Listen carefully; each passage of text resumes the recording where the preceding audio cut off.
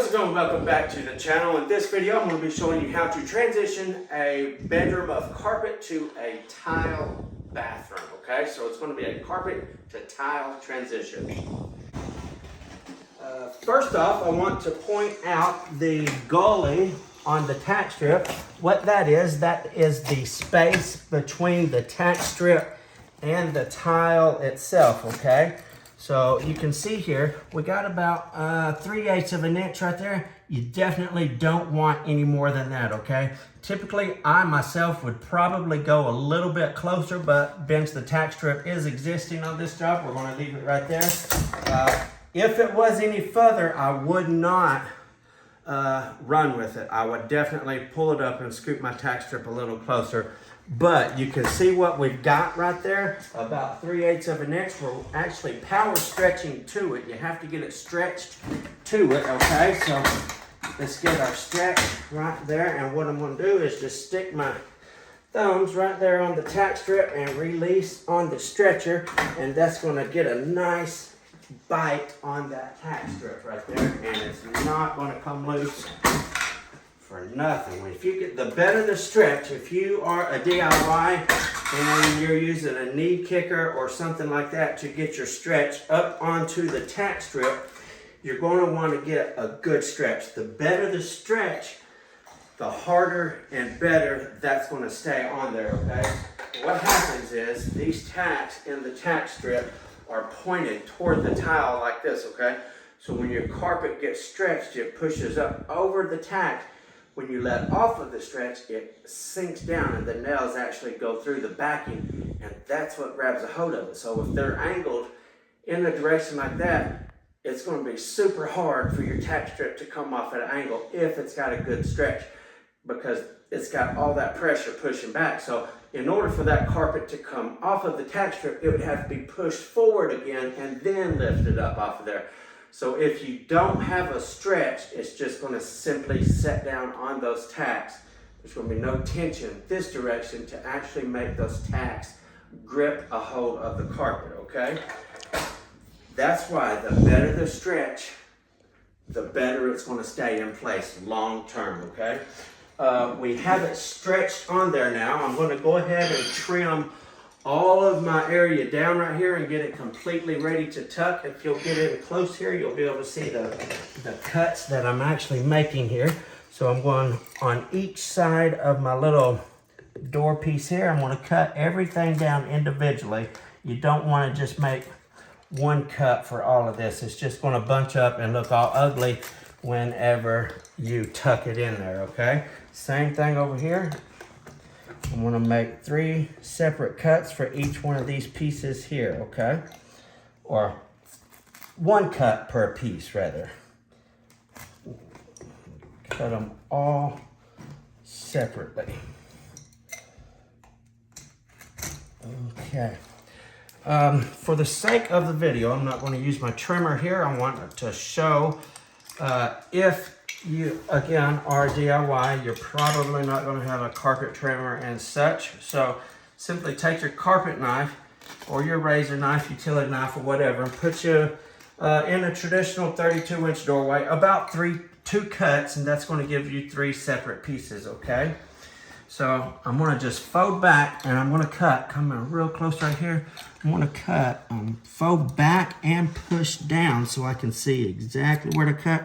And I'm just going to cut and allow myself maybe an 1/8 of an inch over the tile is all you want, okay? You don't want a bunch right there. If you have too much, when you try to tuck it down, it's going to just look all bunched up and ugly right there, okay? So be real precise on this cut right here. This is what's going to make it beautiful, okay? Just keep looking right there at this whole thing, and I'll show you when we get done how much it is and how it looks after it's trimmed here, okay?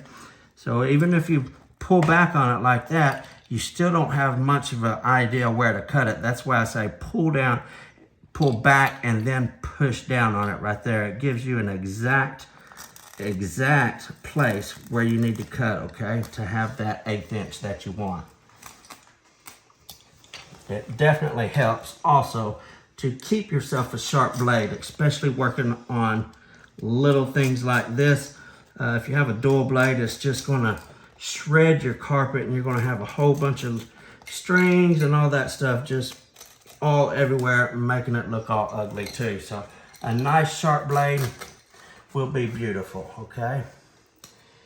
Alright, you can tell I'm not too used to making my cuts with a knife there. Anyway, you can see what I got here. Come here really close right there. So you see what I got. By the time it tucks down, it's just about an 1/8 inch right there, okay?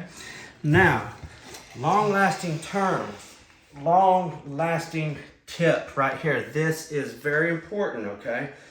This is all natural latex. This is Robert's 8502 natural latex seam adhesive, okay? 8502 Robert's natural latex seam adhesive, okay? I repeated that so you would get it, because you might be able to find that at Home Depot or Lowe's. If not, go to a flooring supply store and get you some, because this is going to make your carpet stay put for a super long time without any of the raveling. You know, a lot of times a person will see right here on the edge of the carpet. Can you see right here? A lot of times on the edge of the carpet, it'll be all raveled out and just frayed and just look real bad. So this is going to prevent that from raveling, okay? I'm going to take and just put the tip of it right in that gully. Again, the gully is the space between the tack strip and the tile. I'm just going to squeeze me out a little bead all the way down through there and get me a consistent bead of latex all the way down through the doorway there. And when I get done, I'll pull it back and I'll show you how much I got. You don't want to like fill that gully up, or else it's just going to smash out and make a mess. You can kind of see what I got there. Just a little bead of it. Again, you don't have to get too crazy or anything like that, okay? Another key point to this: when you take a stair tool, a chisel, or whatever you have at home to do this with, pull the nap of your carpet back. You want to focus on the backing of the carpet. You don't want to start pushing here and push all of the nap, the fibers of the carpet down in there, okay? I'm going to take my stair tool and I'm just going to push the backing right down in that gully. When it comes in contact with that latex, see that right there? That is good. It's actually a little much, but at least you know it's getting good contact right there with your latex, okay? So we're going to work it all the way in there, all the way down. And the good thing about latex is it just dries and rolls right off of your fingers, okay? So not a big deal if it gets on you at all. Again, the main thing is work that backing, okay? Don't try to get the nap down in there. You're focused entirely on the backing. So you can see little strings like so, poking all out like that. I'm going to grab those and trim them off before I do my final prettying up here and get them out of the way. Okay, now, oops, there's another one. Now I'm going to take my stair tool and place it right back there, just like I did originally. And I'm going to take a rubber mallet right this time. And this is going to make everything just all prettied up, okay? Again, I'm going to get right on the backing right there, okay? Tap, tap until you feel it bottom out and hit the tile. You're going to want to keep tapping right there. Usually 2 times. I'm just raising up one side, keeping one side in the gully. Raise up, scoot over. Raise up, scoot over. By keeping that one end in there, it's a lot less likely to get on the tile, and it's just a really convenient way to move your stair tool right along the gully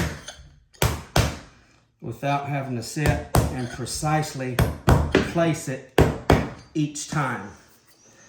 Okay, now we're going to give it a little love rub right there. Any more loose strings we're going to see and cut.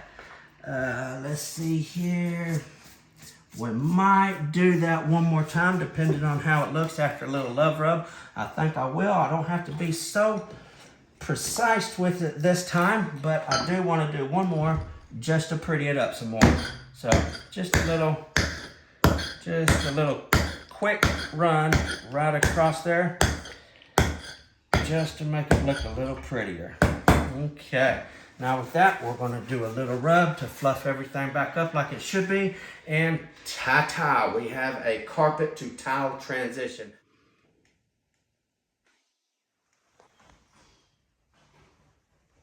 Thank you for tuning into the channel. If you find value in these videos that I do, don't hesitate to give a thumbs up and click that subscribe button.